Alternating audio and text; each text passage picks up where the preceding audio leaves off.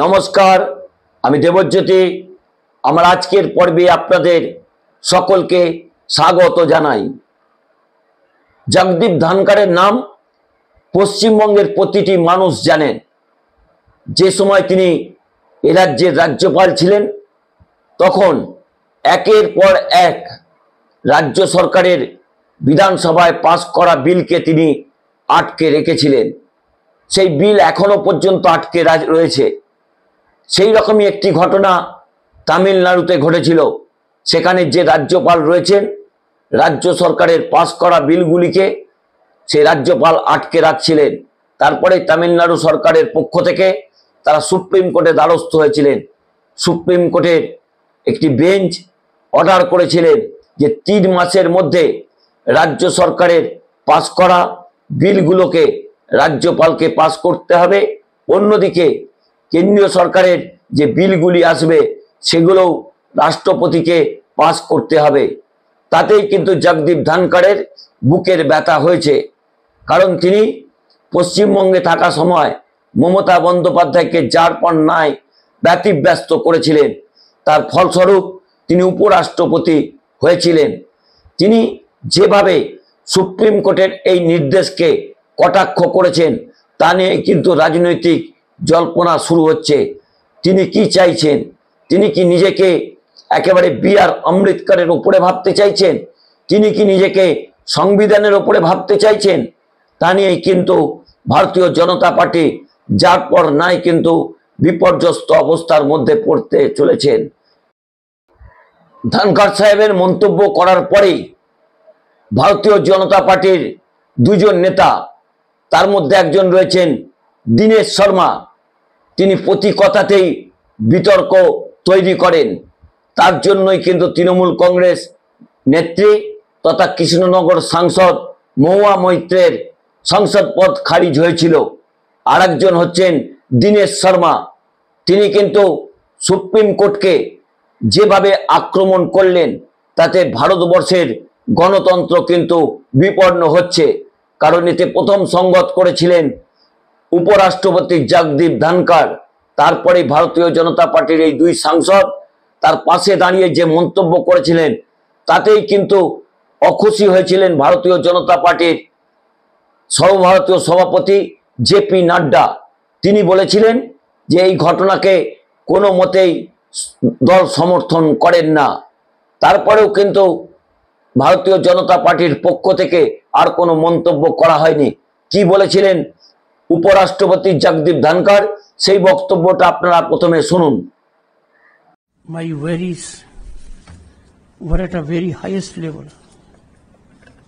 I never thought in my life I will have the occasion to see it. President of India is a very elevated position. President takes oath to preserve, protect and defend the Constitution.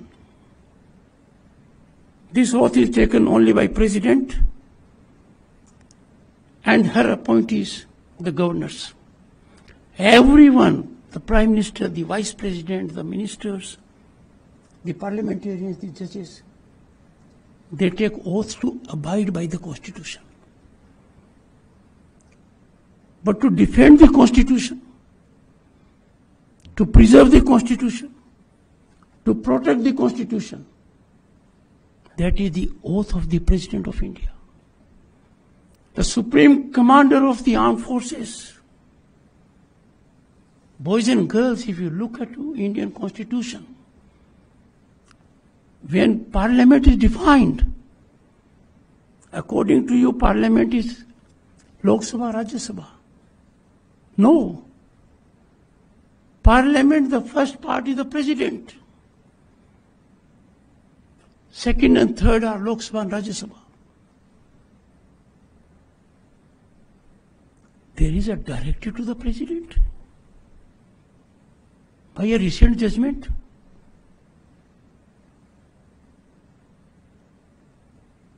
Where are we heading? What is happening in the country?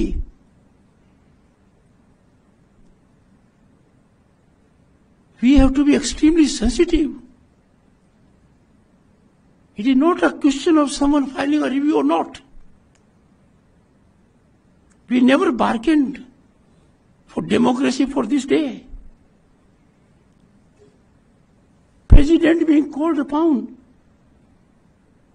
to decide in a time-bound manner, and if not, becomes law. So we have judges who will legislate, who will perform executive functions,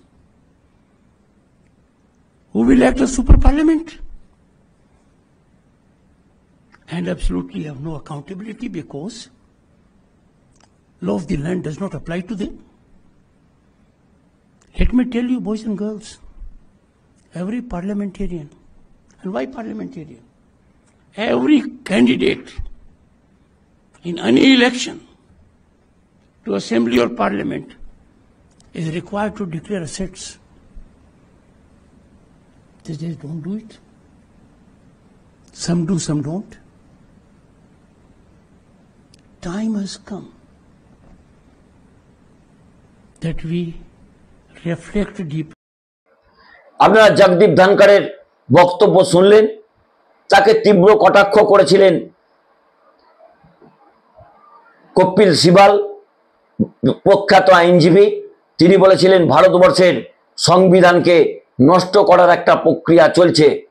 ভারতবর্ষের সংবিধানে যে অধিকার দেয়া রয়েছে সেই অধিকারের কথাই কিন্তু তার মুখ থেকে ব্যক্ত হয়েছে। তাহলে ধনকর সাহেব কি করতে চাইছেন? তিনি কি সংবিধানের যে কাঠামো রয়েছে সেই কাঠামোকে তিনি নষ্ট করার চেষ্টা করছেন? সেই প্রশ্নও কি উঠতে শুরু করেছে?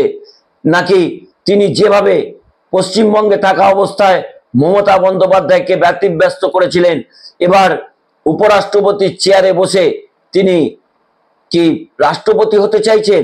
সেই প্রশ্নও কিন্তু আকাশে বাতাসে ঘুরছে। তাকে তীব্র কটাক্ষ করেছেন কপিল সিবাল।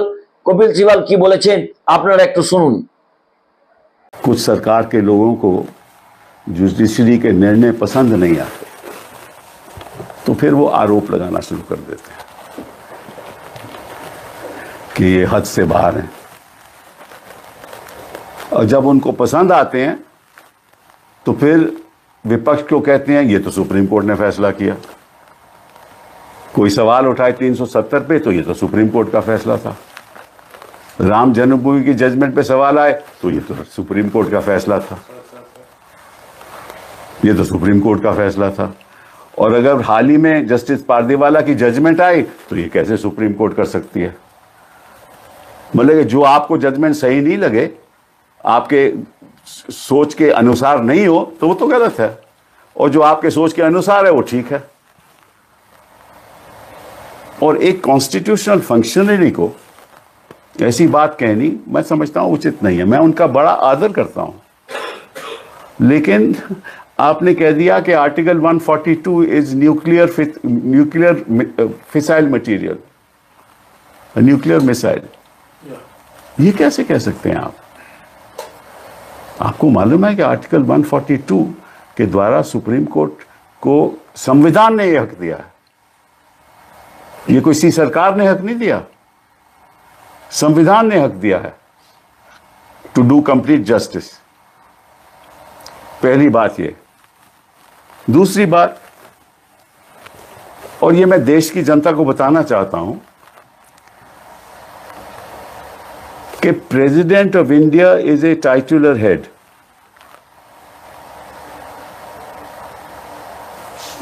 जब प्रेसिडेंट अपनी फंक्शंस करती हैं वो कैबिनेट की एडवाइस के अनुसार करते हैं। আপনারা কপিল সিবালের মন্তব্য শুনলেন। হয়তো ভাবা গেছিল যে জগৎ প্রসাদ নাড্ডা বিজেপির সভাপতি যেহেতু এই সাংসদদের পাশে দাঁড়াননি, তিনি কার্যত ধনকর সাহেবকে একটা বার্তা দেওয়ার চেষ্টা করেছিলেন। তারপরে ধনকর সাহেব কিন্তু সেই ধনকর সাহেবই রয়েছেন। তিনি আবারও গতকাল একটা মন্তব্য করেছেন, তা নিয়ে কিন্তু দেশের রাজনীতি আবার তোলপাড় হচ্ছে। সংবিধানের কাঠামোকে তিনি চ্যালেঞ্জ করছেন। তিনি বলছেন বিধায়ক এবং সাংসদরা যে বিল পাস করবেন সেই বিলকেই মান্যতা দিতে হবে। তিনি যেভাবে সুপ্রিম কোর্টকে আক্রমণ করেছিলেন, যে সুপ্রিম কোর্টের যে ধারার কথা বলা হচ্ছে, যে ধারা রাষ্ট্রপতি এবং রাজ্যপালের ক্ষমতাকে খর্ব করছে, তাতে কিন্তু একটা মিসাইল আঘাত। এই বক্তব্য এর আগে কোনো নেতা, কোনো মন্ত্রী এই বক্তব্য রাখেননি। সেই মন্তব্য করলেন ধানকার সাহেব। তাহলে ধানকার সাহেব কি তিনি নিজের আগের অবস্থাতেই রয়েছেন? তিনি তার বিতর্কিত চরিত্র থেকে এখনো পর্যন্ত বেরোতে পারলেন না? তাহলে কি ভারতবর্ষের সাংবিধানিক যে কাঠামো রয়েছে, সেই কাঠামোকে ধানকার সাহেব বারবার কেন চ্যালেঞ্জ করছেন? তিনি কি চাইছেন?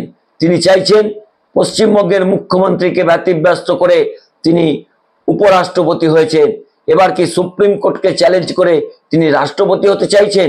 সেই বক্তব্যও কিন্তু ঘুরে ফিরে বেড়াচ্ছে। কিন্তু ভারতীয় জনতা পার্টির হাতে ভারতবর্ষের সংবিধান, ভারতবর্ষের গণতন্ত্র, ভারতবর্ষের ধর্মনিরপেক্ষতা যেভাবে নষ্ট হচ্ছে, তাতে কিন্তু আগামী দিনে ভারতবর্ষ কোন পথে চলবে তা কিন্তু একটা চ্যালেঞ্জের সামনে এসে দাঁড়াচ্ছে। নমস্কার, আমি দেবজ্যোতি। আমার এই পর্বটি ভালো লাগলে চ্যানেলটি সাবস্ক্রাইব করে বেল আইকনটি ক্লিক করে আমার পাশে থাকবেন।